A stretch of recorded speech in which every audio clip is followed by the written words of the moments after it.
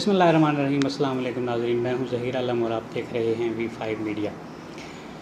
آج کل وطن عزیز میں IMF کے حوالے سے بڑی گرما گرم بحث چل رہی ہے کہ حکومت پاکستان ایک بار پھر IMF کے پاس چلی گئی، IMF کے پاس گھٹنے ٹیک دیے، ان کے سامنے لیٹ گئی، پتہ نہیں کیا کیا کچھ کہا جا رہا ہے۔ اور حکومت کہتی ہے کہ جی ہم ڈیفالٹ کر رہے تھے، ملک ڈوب رہا تھا، ہم نہ جاتے تو پتہ نہیں کیا ہو جاتا۔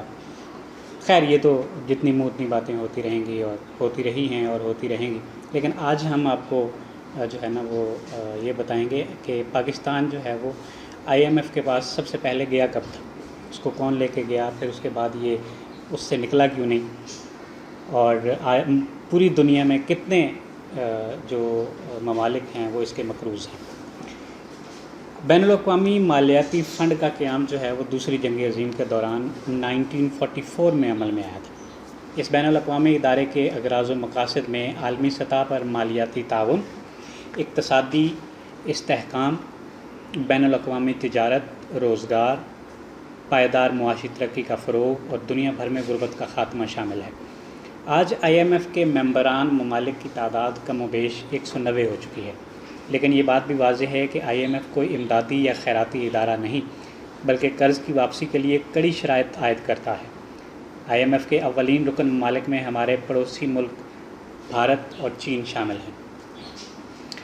چین اب تک 2 مرتبہ مالیاتی تعاون کے لیے IMF کے پاس جا چکا ہے، لیکن جبکہ بھارت 7 مرتبہ IMF کے پروگراموں میں شرکت کر چکا ہے۔ تاہم آج دونوں ممالک IMF کا تمام قرضہ بخوبی واپس کر چکے ہیں۔ بھارت آخری مرتبہ 90 کی دہائی میں IMF کے پاس گیا تھا اور اپنے وعدے کے مطابق سال 2000 سے قبل تمام واجبات ادا کر کے قرضے سمیت اس نے واپس کر دیے تھے۔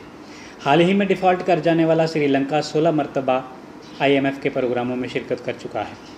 IMF سے قرضہ حاصل کرنے والے بنگلہ دیش کے واجب الادا قرض کی رقم $818 ملین ہے۔ پاکستان 1950 میں IMF کا ممبر بنا اور پاکستان کے IMF کے ساتھ ابھی تک 22 پروگرام ہوئے ہیں، اور پہلا پروگرام دسمبر 1958 میں طے پایا، جس کے تحت پاکستان کو $2.5 کروڑ دینے کا معاہدہ طے پایا۔ یہ جنرل ایوب خان کا دور تھا۔ پاک بھارت جنگ کے بعد ملکی معیشت کو سنبھالا دینے کے لیے پھر $37,500 کا قرض لیا گیا۔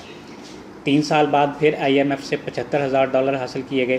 جب ملک 2 لخت ہوا تو پاکستان نے 1972 میں $84,000 اور پھر اگلے 2 سال مسلسل $75,000 سالانہ جو ہے وہ قرض لیا۔ پاکستان پیپلز پارٹی کے وزیر اعظم ذوالفقار علی بھٹو کی سربراہی میں بننے والی پہلی حکومت کے دور میں پاکستان کے IMF سے 4 پروگرام ہوئے۔ فوجی صدر جنرل ضیاء الحق کے دور میں پاکستان نے IMF کے 2 پروگراموں میں شرکت کی۔ پاکستان پیپلز پارٹی کی دوسری حکومت میں بے نظیر بھٹو کی وزارت عظمیٰ کے دور میں پاکستان IMF کے 2 پروگراموں میں شامل ہوا۔ سابق وزیر اعظم نواز شریف کی پہلی حکومت میں ایک IMF پروگرام میں پاکستان نے شمولیت اختیار کی۔ بے نظیر بھٹو کی وزارت عظمیٰ کے دوسرے دور میں پاکستان IMF کے 3 پروگراموں میں شامل ہوا۔ نواز شریف کی دوسری وزارت عظمیٰ میں پاکستان نے 2 IMF پروگراموں میں شمولیت اختیار کی۔ سابق فوجی صدر پرویز مشرف کے دور میں 2 IMF پروگرام ہوئے۔ پاکستان پیپلز پارٹی کی 2008 سے 2013 میں بننے والی حکومت میں 1 پروگرام، پاکستان مسلم لیگ نواز کی 2013 سے 2018 میں حکومت میں 1 پروگرام، اور پاکستان تحریک انصاف کے دور میں 1 IMF پروگرام میں پاکستان شامل ہوا، جو تحریک انصاف کی حکومت کے خاتمے کے بعد نواز شریف کی سربراہی میں بننے والی مخلوط حکومت نے جاری رکھا۔ آج نوبت یہ آ گئی ہے کہ پاکستان کے اوپر IMF کا کم و بیش $5,404 ملین سے زائد کا قرض چڑھ چکا ہے، جس کی وجہ سے پاکستان کا شمار IMF کے 4 بڑے مقروض ممالک میں ہوتا ہے، اور اب ہم ایک مرتبہ پھر IMF کے دروازے پر سر جھکائے کھڑے ہیں۔ ماہر معاشیات کہتے ہیں کہ IMF کا پاکستانی معیشت سے بہت گہرا تعلق رہا ہے۔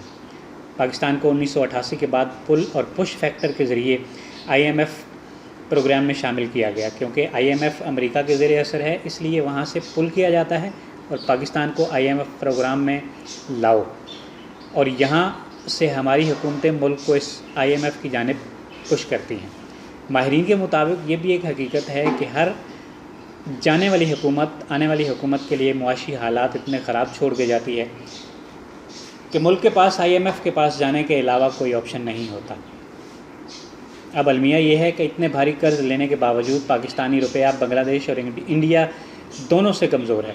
ہمارے پاس تقریباً 14 ارب ڈالر کے زر مبادلہ کے ذخائر جو ہیں وہ موجود ہیں، جبکہ بنگلہ دیش کے پاس 40 ارب، بھارت کے پاس 601 ارب ڈالر سے زائد کے ذخائر ہیں۔ IMF اپنے قرض کی واپسی کے لیے مالی نظم و ضبط اور اصلاحات کا ایک شرط عائد کرتا ہے، لیکن ہمارے ناعاقبت اندیش حکمران قرضے کو پیداواری سرگرمیوں میں لگانے کی بجائے عیاشیوں اور بیرون ملک اثاثے بنانے کے لیے استعمال کرتے ہیں۔ نتیجے میں عوام کی زندگی اجیرن ہو جاتی ہے اور حکومت دوبارہ کشکول لے کر IMF کے پاس پہنچ جاتی ہے۔